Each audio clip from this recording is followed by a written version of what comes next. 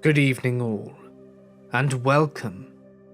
Things are sure to get spooky tonight, with the many tales of haunted homes to come your way. So get comfortable, and let the darkness take control. Number 1. I used to work doing maintenance at historic properties. There was a historic house museum I worked at when it wasn't open to the public. It was part of a whole landmark site. There was a visitor centre with offices, but then the house was about half a mile up a dirt road in a wooded area. Sometimes I worked with a crew, but there were a lot of times that I would be there alone. One winter day, when it was really cloudy and dark, I was working alone and get ready to replace some electric work on the exterior of the house. I went inside and turned off the circuit to the whole property, and I tested it. It was off.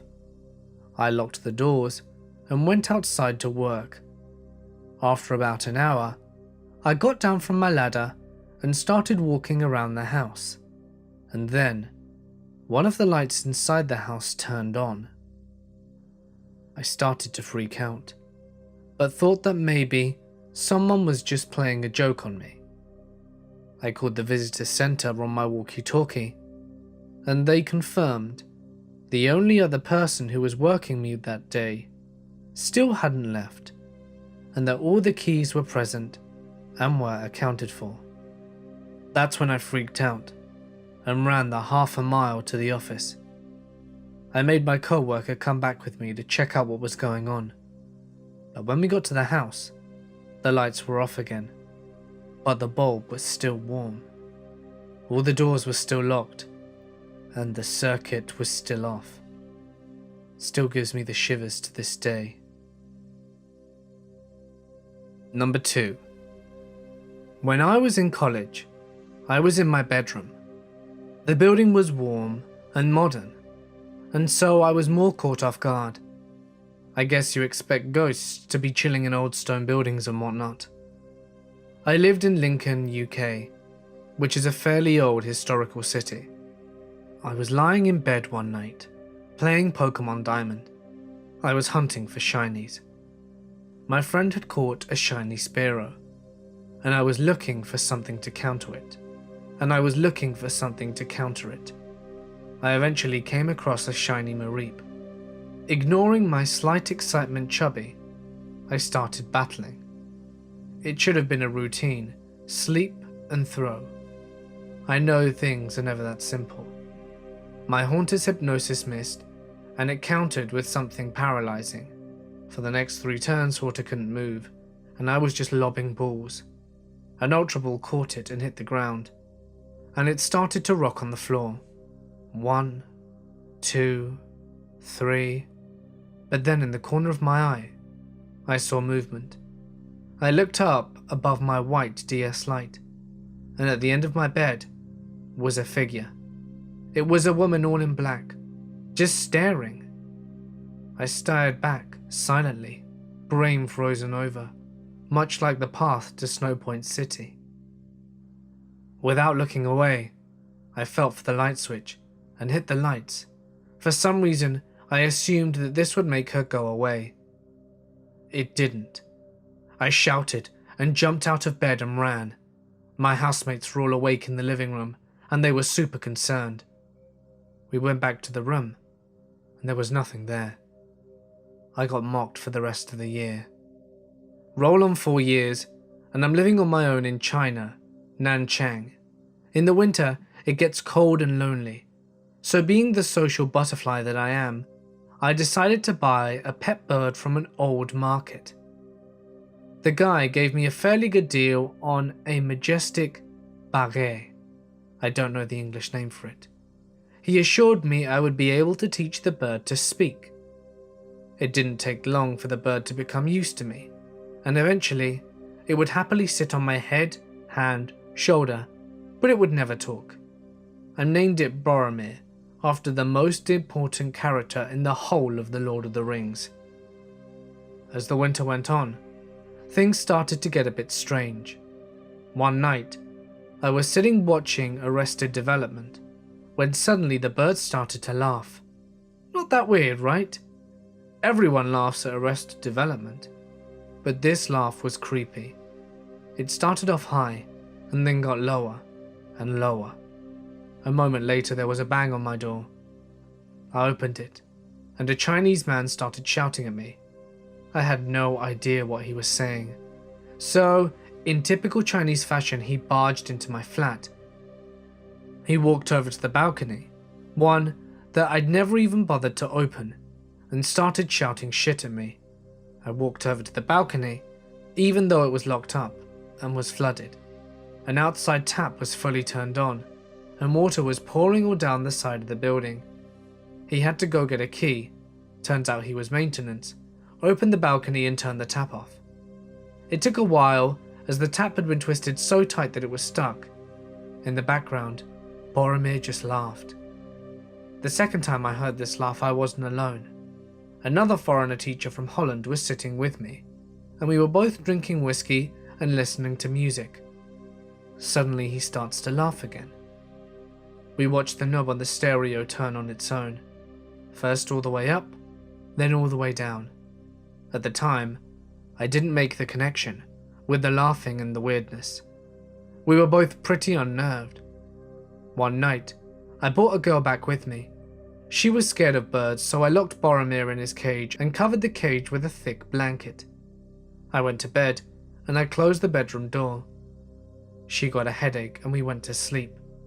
I could hear the bird laughing through the cage and through the wooden door. We woke up to banging on the door. This time it was the bedroom door. Someone was in my apartment. The girl started to panic, in the way that girls do when there's an intruder. So I grabbed something heavy and went over to the door and pulled it open. At first I thought there was no one there. Then I looked down, and Boromir was at my feet, silently staring. The girl didn't come back, and at this point I decided the bird had to go. I put it back in its cage and found a friend who said he would be willing to take it, but I had to wait a few days. The final night I was in bed, I heard the laughing again. It filled me with dread, and waited for something to happen. Nothing did. I fell asleep and woke up to my bedroom door slamming. And I woke up. There was someone in my room. She was speaking to me in a very hurried fashion, but there was no sound. She wasn't scary, like the Lincoln lady. She ran out the room, and I followed her, hitting as many light switches as possible. And then she was gone. The birdcage was empty, but I could hear the laughter. It was coming from my bedroom. I went back in, and sitting on top of my lamp was Boromir. I didn't sleep that night. The next day I took Boromir to my friend's place. I told him everything honestly, as I'm not a total dick, and he was still eager to have the bird. And this is the part of the story that seems to be the most far-fetched, but I swear down that it happened. I gave the bird to my friend, and as I was going to leave, in a little voice I heard, "I'll miss you." That's the end. The bird escaped from my friend's house a few months after that, and was never heard from again. Number 3. I live in a haunted house. They say ghosts aren't real, and everyone says I must have imagined it. But I know what I saw. This was an old farmhouse out in rural Norway that always had a reputation for being haunted. The house belonged to my now ex-wife's family. No one was staying there. It was her uncle's summer cottage, and we needed a place to stay, so we used it. It was actually a very comfy place, nestled in a valley on the fjord. We brought our cat with us from the US when we moved as well, and I loved it there. Everything was relatively normal for the first few months, but that's when the voices started. At first, they were indistinguishable, just the muffled noises of women speaking from far away. Easy enough to dismiss. But things got more intense. One night, the lights came on in the kitchen, and we could smell food cooking, and there were women talking in there. Now I should note that she had kind of a nosy family that would just show up whenever they felt like it. But this was 3 a.m, and I was angry more than I was freaked out. I got up and headed towards the kitchen, still hearing the voices. However, the moment I pushed open the kitchen door, the voices stopped. The lights were still on. The oven was turned off but warm, and the room smelled of food. But there was no sign of anyone being in there, other than the lukewarm oven. Things started to get more sinister after that. There were screams in the cellar and the attic, usually in the middle of the night, and the cat was getting increasingly agitated as time went on, acting as she could see things that weren't there, chasing things that were invisible and hissing at the air. This led up to the event that had us nope the hell out of there. We woke up to the cat making this horrid howl and screeching noise in the living room. I go to investigate what's happening, and I didn't see her right away. But there she was, my white, fluffy, blue-eyed cat, standing on the ceiling in complete defiance of gravity, her eyes glowing red in the country moonlight and howling. My wife came out and saw this as well and screamed. The cat stopped howling and just stared at us. The cat opened her mouth and said, "Get out," in Norwegian, in the voice of an old woman. As soon as the words were uttered, the red glow faded from her eyes and she fell from the ceiling onto the floor, got up, and acted like nothing had happened. We slept at her parents' that night and moved out the next day. That was enough. Number 4. I lived in a house with 4 girls and 4 animals in college. One night, I happened to have the house to myself, which was fabulous because I had a paper to write. So I'm in bed with my laptop and I hear a scratch at the door. It's the dog Miko, and he's shaking and whining. As soon as I open the door, the 2 cats, Ralph and Bina, streak in behind him and jump on my bed. I squeeze in between all of them and resume my studying. Suddenly, Ralph's hair stands on end, and Miko starts to whine. Bina's claws are digging into my feet, and at that very moment, I hear footsteps upstairs in the hallway. It's a pretty short hallway, probably around 20 feet or so, but the footsteps keep walking and walking and walking past where the outer wall of the house into the next door neighbor's house. Miko starts growling when the footsteps turn around and I hear them sprinting back in our direction, and then a door slams shut. By this point my heart is racing and Miko is barking up a storm, so I grab a baseball bat and walk upstairs. No one was in the house but me and the animals. Number 5. I did not believe in ghosts. Sure, I was entertained by the notion, but anyone who came out and stated that they believed in ghosts, I dismissed as New Age hippies or whatever. And then I lived in a haunted house. It started out as little things. The bathroom would open violently if anyone ever closed the latch, so often that I came to count on it. I asked my roommate if he ever noticed a red light in the spare bathroom, as I always did, when walking up the stairs in the dark. he did. I'd always go into the spare room to investigate, but could never find the source of light. These things I could explain away. Then, weirder things started to happen. One night, I was sitting in the living room with my girlfriend and my roommate, when I noticed the shape of a woman's face appear in the pane of glass on the windows of each other room. We all witnessed this.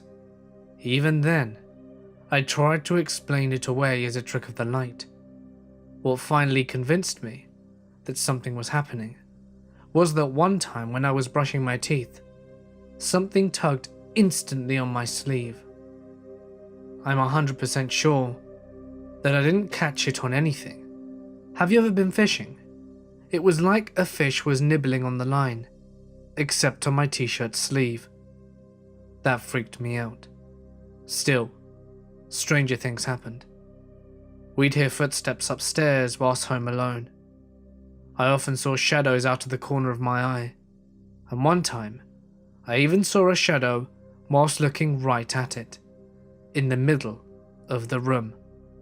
Not up against the wall, and I moved around to make sure.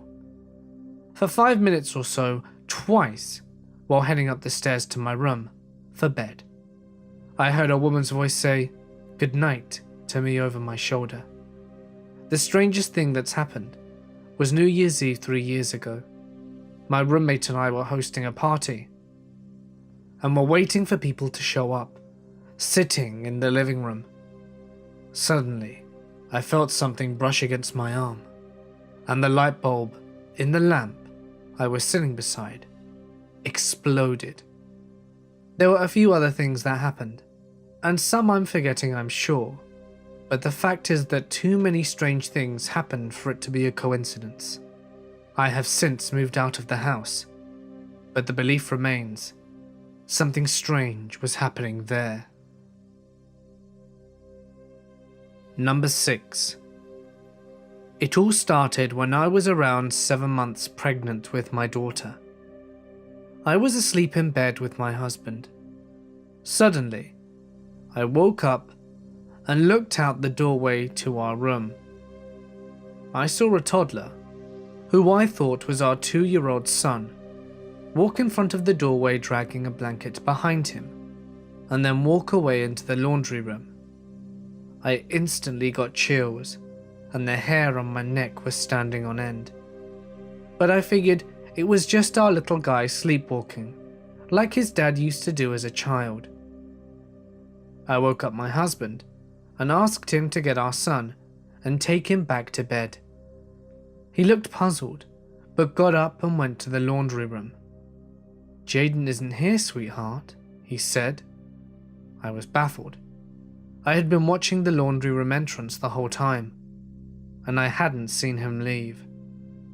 My husband then went into our son's rooms across the house, and he was there, sound asleep under the blankets in his bed. Eerie, but wait, there's more. I dismissed the occurrence as pregnancy brain and went on with my life.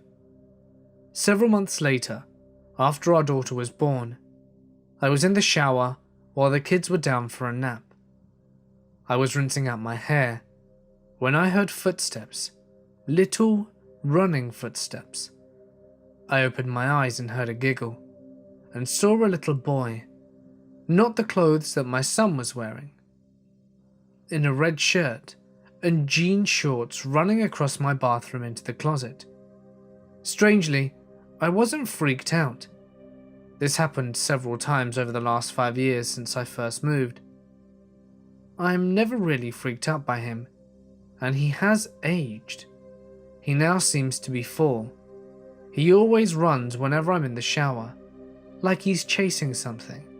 The most recent encounter I've had was one morning when my husband and I were asleep. My 2 eldest kids of 5 and 3 came in to wake us up. They came in and stood on my husband's side of the bed. He was awake, but didn't open his eyes. I told them both to go potty, and I would turn on a show for them in our room. I told my oldest son to let his little sister use our bathroom for him, and for him to use the one down the hall. He just stood there, so I repeated to myself, and he turned and went down the hall, and my daughter went into our bathroom. I sat up waiting for them to return, and my son came back and sat on the floor. After a minute he said, "Hey Mum, can you turn on the show please?" I said, "Let's wait for your sister." He turned around and said, "She's still asleep, Mum." I said, "No, she isn't. I saw her go into my bathroom." I got out of bed to check on her. My poor daughter had fallen asleep sitting on the toilet before, so that's what I expected. I got into the bathroom, and it was empty. I quickly went to her room, and there she was, asleep. I had been watching the whole time since my son had come in, with who I thought was my daughter. Since then, I hear little footsteps all the time upstairs, especially if we're downstairs or in the hallway. Number 7. My firstborn used to get night terrors, and when I would go running into his room because he was screaming bloody murder at 3 a.m, the room would always seem ice cold, and he was staring at the same corner in the room every damn time. I have no doubt he sees things. He's an odd soul. When we moved from that house, the night terrors stopped. About a week after moving into our current house, my husband and I were laying in bed, about to fall asleep, when we both heard a glass shatter.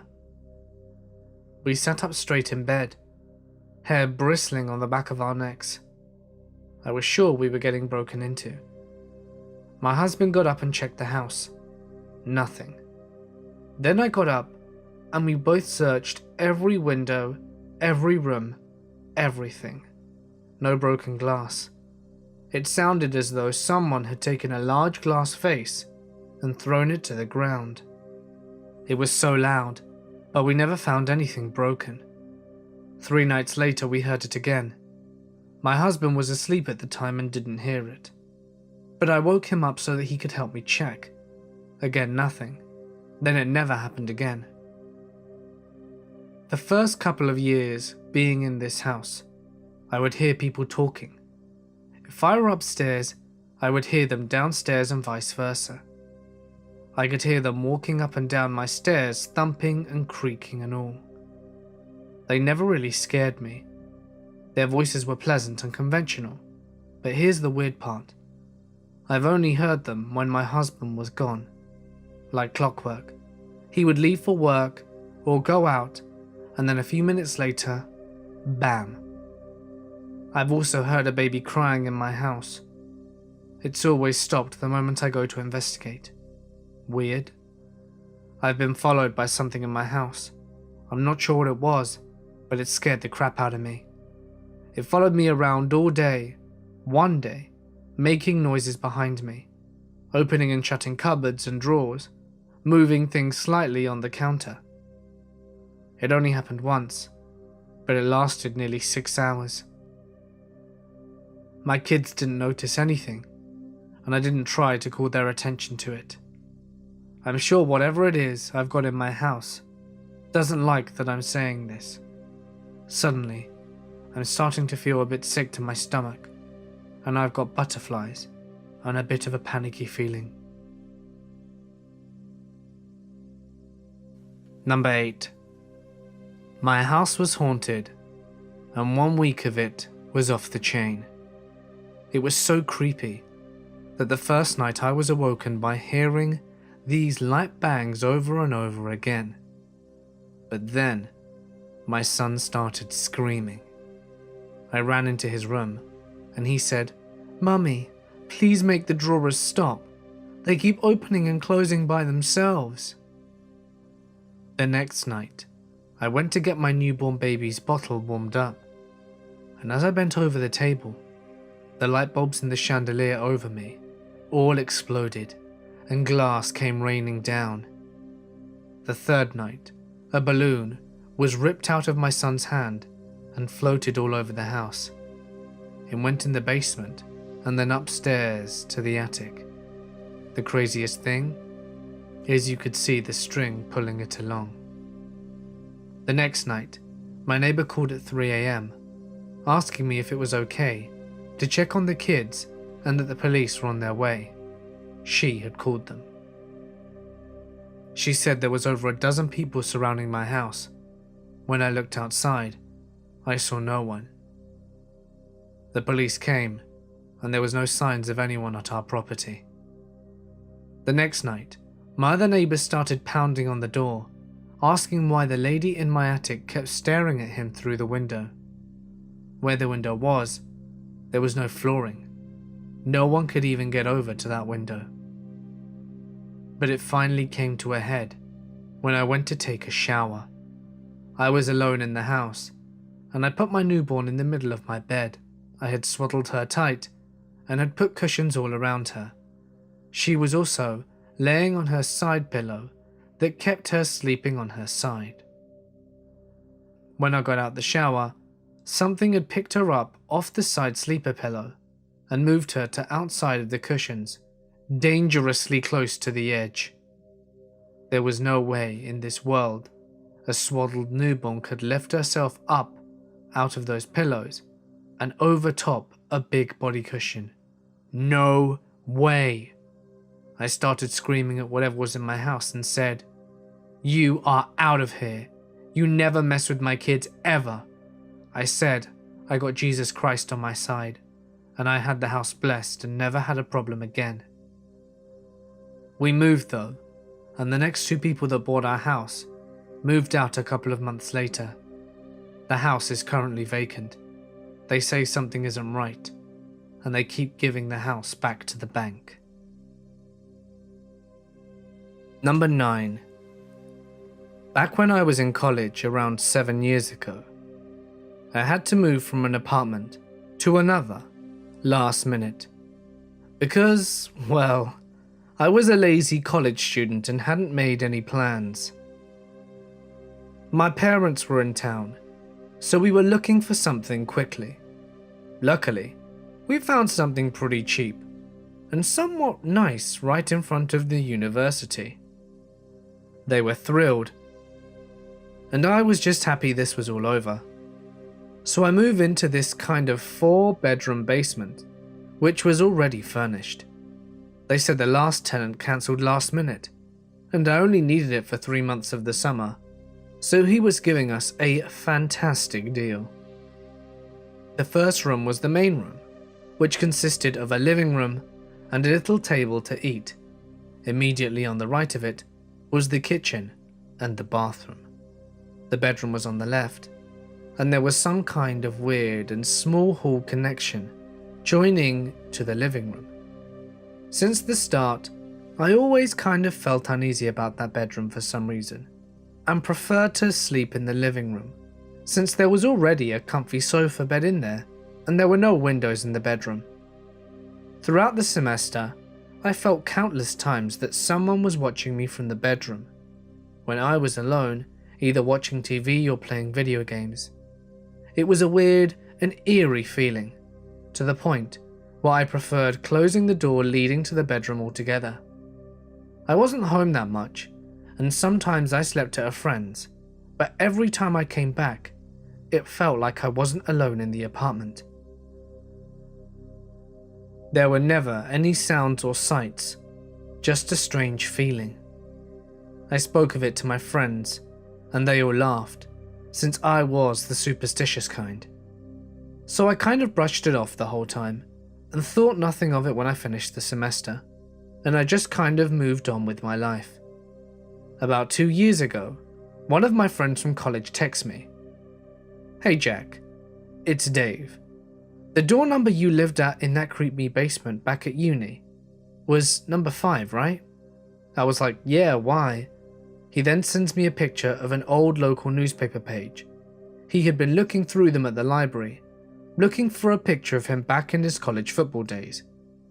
It was the obituary section from 2009. The picture of a young and good-looking female student, and next to her picture was the picture of a door and a dress, which I recognized very well. She hung herself in the bedroom closet. Number 10. In my culture, if someone dies in a violent way, we should burn their clothes immediately. My uncle, who was a degenerate loser and a predator, died in a fitting fashion. He was dragged by a car and thrown into a ditch. The coroner's office released his clothes that he was wearing at the time of his death.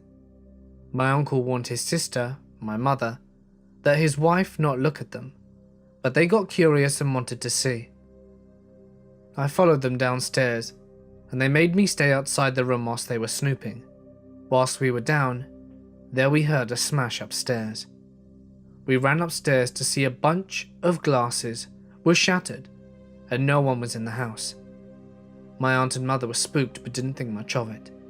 The house was in the middle of nowhere, and it was the middle of winter.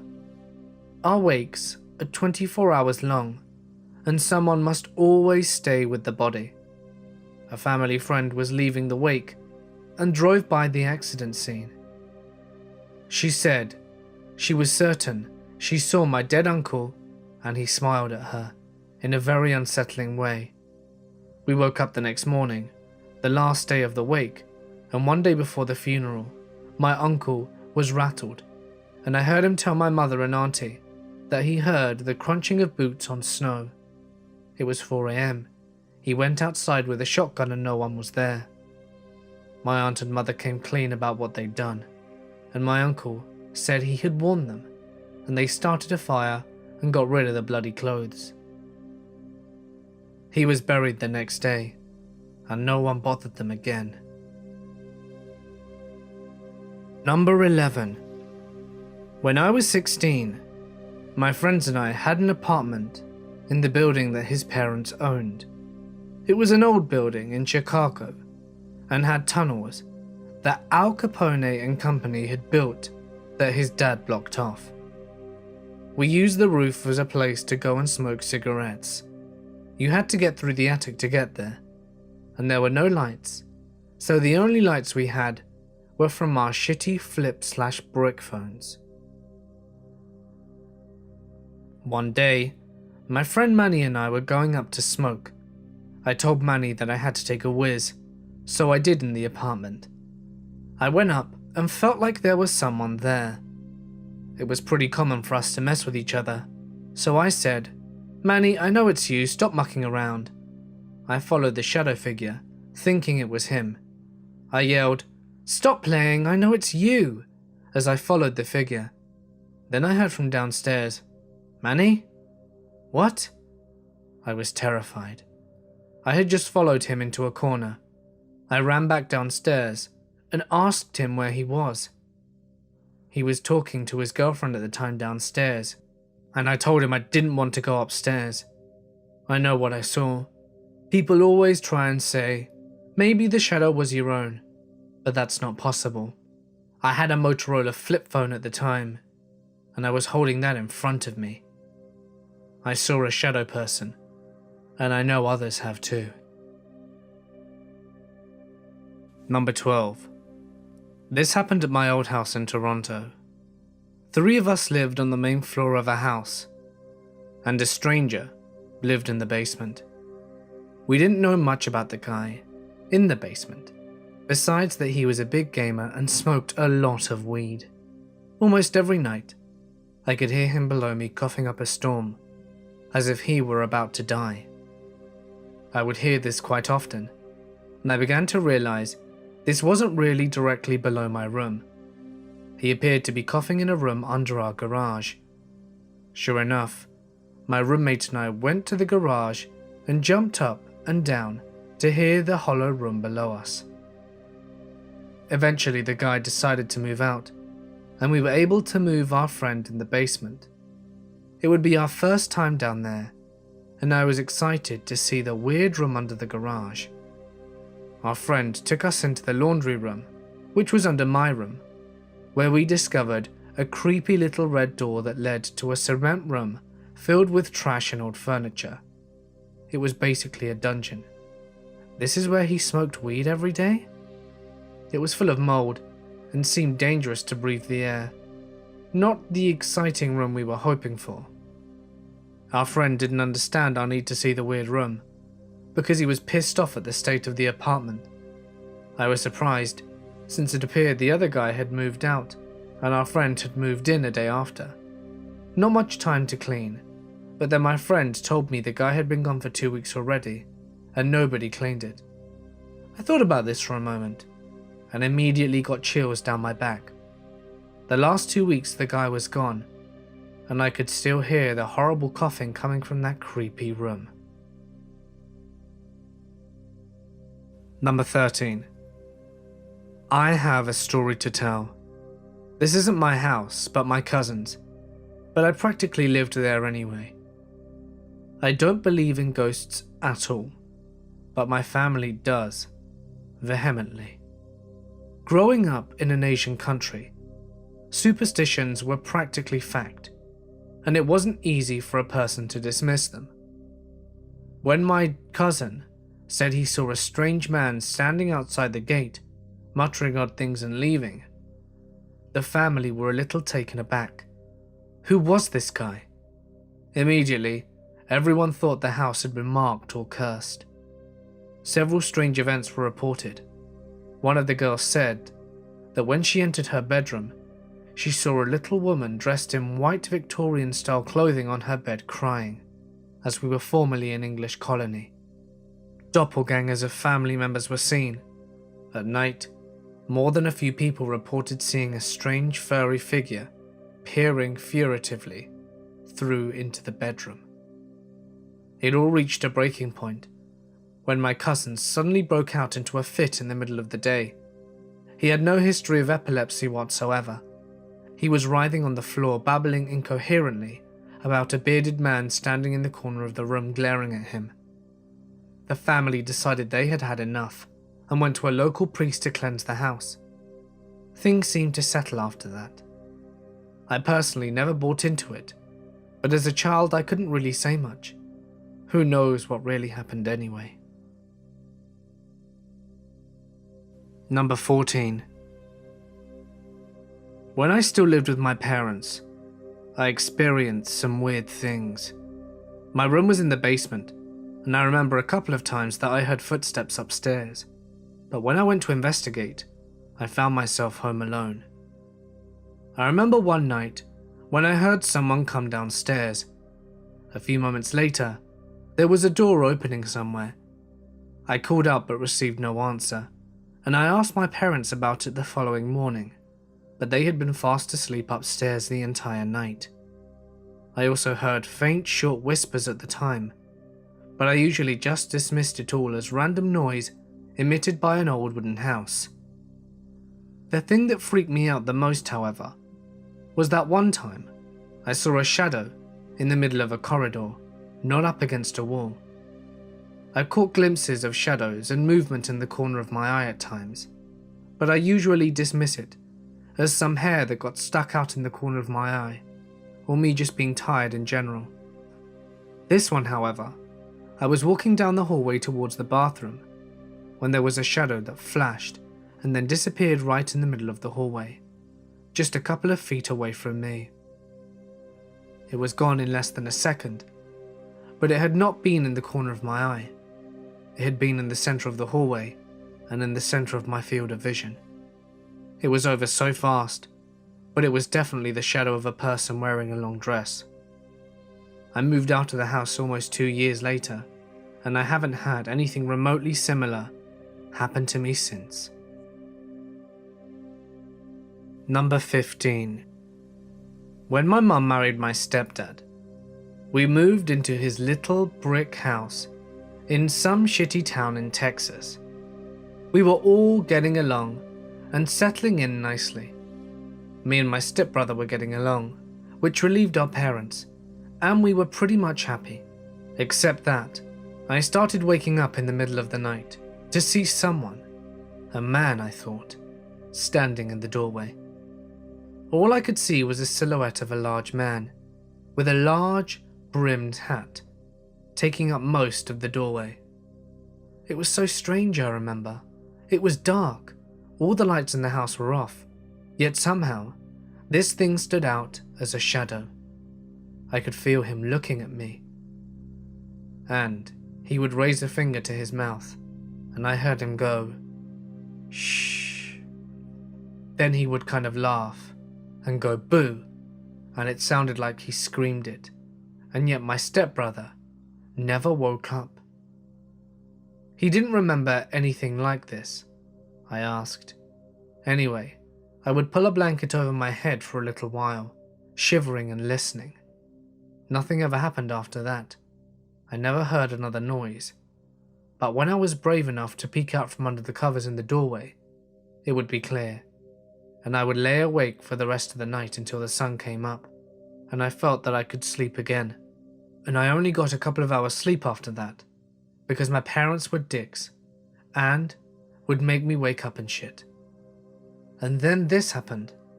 It was a regular occurrence. Every week or so, sometimes every month, but it would always happen. That was until we moved a few years later.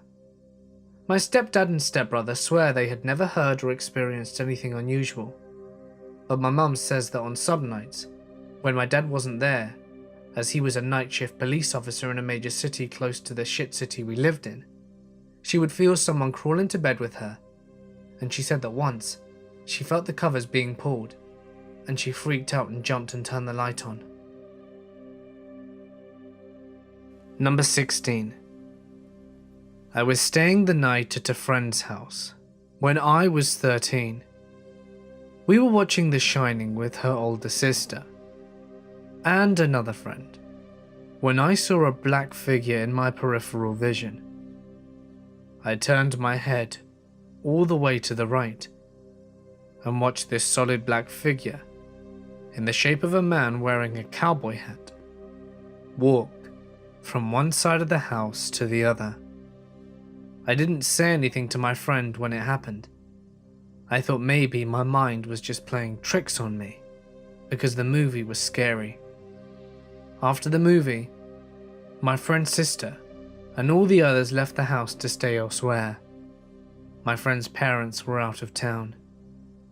In the middle of the night, I woke up to someone stomping on the stairs towards the room we were sleeping in.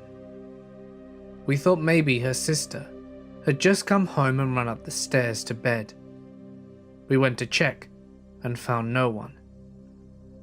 We heard the stomping a few more times, and then a really loud bang on the wall. The walls between our bedrooms and the outside of the house, on the second story.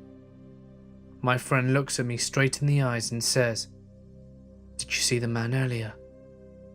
I swear, no one else was home, and my friend was just as terrified as I was. We hid under the blankets and didn't come out until we saw sunlight. This isn't my only unexplainable encounter. My dad's house when I was a kid was scary to say the least, and haunted, if you'd believe it. We used to see a man in a military uniform in the long hallway leading towards my brother's bedroom. The security alarms would go off for no reason, like someone was opening and closing the door over and over again. And one time, we had a decorative plate fly off a shelf and hit the mirror across the room, with absolutely no human intervention whatsoever. Number 17. This is a story about my house, and it really scares me. My friend's father owned an apartment in downtown Fredericksburg, just so that he could come and visit with the kids more easily on weekends and stuff like that. It was not too far from where we grew up. Anyway, this building was split into 4 different apartments, my friend's being on top. Since her dad was rarely there, we would sometimes go there and hang out, or get some space from our families. One day, my friend was finishing up an art project, and we decided to go hang out in the apartment while she did this. The building apparently already had a history of being haunted. There are many stories about an old man being seen around. I think her father was told someone was murdered there in the 80s, and generally just creeping people out. Now, while I get excited by the paranormal, I have never seen or experienced a thing, so I shrugged it off. So there we are, sitting in the living room, when I start to yawn a little. My friend tells me I can go lay down in the bedroom, about 20 feet from where she was sitting on the couch. I leave the bedroom, open the door, and we call back and forth to each other for a while, before I eventually drift off to sleep. I'm out for maybe 30 minutes, until I hear my friend whisper softly in my ear, "Wake up." This is quickly followed with a more stern, "Get up." This gives me the chills for some reason. She then says something inaudible, so I sit up and respond with a groggy, "Huh?" I rub my eyes and look around, only to realize that she has never left her original spot in the living room, and was in fact staring at me in horror. No words were said. She packed up her things, all the while shaking, as I sat impatiently by the door. Once we get in the car and make our way home, we acknowledge that we had both heard something in the room with me. This wasn't what had frightened her, however. At the same time, I had heard the whispers. She thought I was talking in my sleep. She glanced up through the corner of her eye and saw me walking around the bed, shadowy in the approaching evening. Light was off in the bedroom and on in the other. Seconds later, she saw me sit up in bed, apparently awakened by someone that wasn't there. The scariest part is that we couldn't correlate any kind of sense, because at the same time I heard someone talking to me. She saw a figure pacing around me. It really creeped me out for a long time. I went back there a few times before they ended up selling the place, but never again in the evening or at night. There were no incidences with other friends, but I was never there anymore. Apparently, books took to flying off shelves for no good reason. Shame that it's so scary though, because it's a really cool apartment.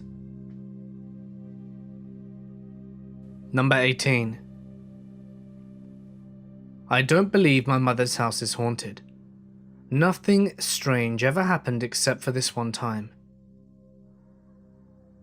I was woken up from my sleep in the middle of the night by what I thought was my little sister. No one had said anything or touched me in any way to wake me up, but that feeling you get when someone is just standing there in the room, staring at you. You can feel their presence. Well, that's what woke me up. The presence of a little girl. It was pitch black, so I couldn't see a thing, but I could feel someone there, and it felt like it could be my little sister. But whoever it was angry, the malevolent presence of a young girl. I asked quietly, "Marie, what are you doing in here?" I got no response, just felt that angry presence. I told myself I was imagining things, but I was paralyzed with fear by this point. It was very angry, and I felt it pretty heavily. After a few minutes, I convinced myself that it had to be my younger sister, who was absolutely furious with me, or perhaps was sleepwalking around, and I was working myself into a fit for no reason. Then, I was suddenly struck in the crotch, not too hard, but definitely hard enough to make me an angry 14-year-old, moaning, "Why?" a little more loudly than I should have, wondering why my sister wanted to punch me in the balls. I turned on the light to find that no one was standing at the door, and it was shut tight. Utterly confused, I went to check on my mother and sister, both sound asleep. I didn't get back to sleep that night. That's something strange that's happened. I don't know if it was a ghost, and I doubt my mind could easily play such a trick on me, and how it made my balls hurt so badly. Number 19. From the ages of around 5 to 12, I lived in what I believed was a haunted house. My first experience was when I was around 8 or so. I had woken up just as the sun was about to rise, and my bed was directly next to a window. I sat up and peered out the blinds and saw the glow from the sun starting to rise. I saw what seemed to be maybe a 40-year-old man standing on the curb, staring directly at my window. I was startled and quickly pulled my head away from the blind. I sat there for around 10 seconds before I pulled a blind slightly to the side to look again. This time, the man was about a few feet away from my window. I screamed in horror and moved away from it. My mother came in, but no one was outside the window when she looked. The man looked slightly older and was wearing reading glasses. His complexion was white and translucent. He looked like a regular man, but the second time I looked out his mouth, it was gaping wide open, almost as if he had a broken jaw hanging from his mouth. A couple of years later, I had my second experience. I walked out of my bedroom at night to get a drink from the kitchen. The lounge room was in the center, and the kitchen was joined to it on the left. On the right side of the lounge room was the front door. I walked down the hall to the entrance of the lounge.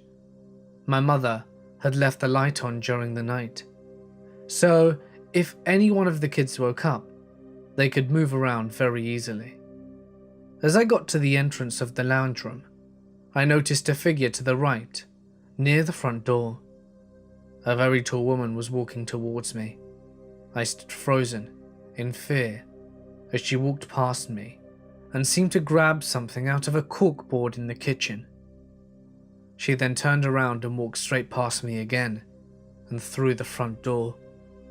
As she did all of this, I didn't take my eyes off her, nor she did of me. She stared at me directly the whole time. She had the same complexion as the man, and I could clearly see wrinkles on her face. She was very tall, maybe close to 7 foot. She had brown hair and a white gown on. I was fixated on her, but out of my peripheral vision, I could see what looked like a piece of paper, which she took from the corkboard. The way she stared at me the whole time still horrifies me 20 years later. Telling this story to my family when I was around 18, a few others had different encounters. My brother saw 2 dark figures sitting at the dinner table, seeming to be peeling potatoes. My little sister saw a boy poke his head around the doorframe as she sat in the bathtub. We moved out, and life went on. Number 20. This story is about when I was in an apartment haunting. My boyfriend and I decided to check out an open house in a neighborhood that we wanted to live in. The apartment was everything we wanted. While my boyfriend spoke to the landlord, I walked around alone, mentally decorating, in the bathroom, and where there was a closet that took up the entire wall. I stood in the middle of the room with an open window to my left that let in a lot of light. Curious as how much closet space there was, I went to open the doors, and the instant I put my hand on the doorknob, an image flashed in my head. Have you ever been so engrossed in a daydream that you're staring off into space, not really looking at what's in front of you? That's what it was like. The second I touched the door, what I saw was either a man from the waist up, so drenched in blood that no features were recognizable, or the man had been completely skinned and I was seeing muscle. I gasped and let go of the closet door. Shaking it off, I opened the second pair of doors instead. There was nothing inside, but I said hello to an empty room and then walked back to the living room. My boyfriend was still talking to the elderly landlord, but I didn't listen to a word. I looked back down the hallway to the bedroom, and even though I couldn't physically see anyone, I felt like there was a man standing in the hallway. He wasn't angry nor happy. All I sensed was that he was curious. I felt he was curious about the person he knew was there. I wasn't curious about him, and I no longer felt comfortable in that space. My boyfriend, however, was thrilled at the place, so I didn't tell him right away what happened. I just told him that I was uncomfortable being there. That night, I had a dream that I was standing in the room. Everything was completely silent and black and white. It was sunny, just like it had been earlier. I woke up with my heart beating fast, even though the dream wasn't scary. In the morning, I told my boyfriend what happened, but that if he really wanted the apartment, we could take it. I was just being silly. I was with my boyfriend when he called the landlord. The conversation seemed casual, but at one point, my boyfriend looked at me sharply. He hung up the phone and told me the landlord said that since we were taking the apartment, he was legally obligated to tell me that someone had died in the apartment. Turned out that a man had had a heart attack in there. Even though my boyfriend didn't believe in ghosts, he didn't want me to live with a ghost. So I asked that he call the landlord back and tell him that we wouldn't be taking the apartment after all. Bonus story. I held a real estate license just to help family members. I created their websites, traveled to locations to take pictures, before possibly listing. I was their tech guru basically. I maintained and knew the equipment. There was this one piece of property. The only thing I was told before traveling with them was that the owner had died and the family had decided to sell the house and property. While I was attempting to photograph the property, which adjoined a field containing a cemetery, I experienced all kinds of equipment failure. I knew I had fresh batteries and many media cards. I switched batteries several times along with media cards, but it refused to work. The screen kept reporting camera failure or faulty file unavailable to save. It was so frustrating, so I decided to rapid fire shots no matter how many times the camera shut. My two tag team realtor relatives turned to the car and announced that they were leaving. It was a matter-of-fact statement, no rebuttal, but they were struck by silence. I said okay, and we all climbed in the vehicle. Breaking the silence, I related the odd equipment failures taking place. They didn't respond to me. Not a word was spoken. It was eerily quiet. No real estate banter as normal until we reached the bottom of the mountain, and I thought to ask if the property was being listed, and if so, to return to take proper pictures. They told me the family wanted to sell, but they were conflicted because, as the elderly man was dying, he told them that if he attempted to sell the homestead, he would return and haunt them. Something happened there that they weren't telling me. Once home, I took the media cards and transferred the images to my computer. There were only 2 images captured in my frantic session. One of them is missed right above a gravestone, and the other is where there is a black figure in the tree line of the property, where horses had been spooked earlier.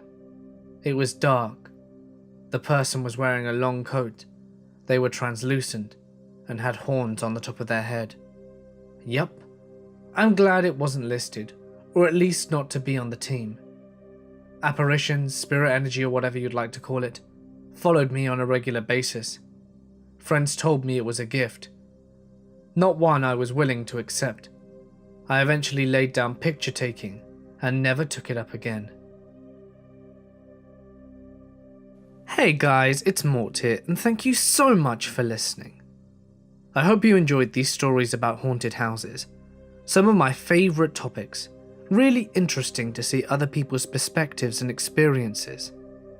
Please be sure to let me know what you thought of the video in the comments section below, as well as smash that like button to let me know you enjoyed it, and subscribe to not miss your daily dose of horror.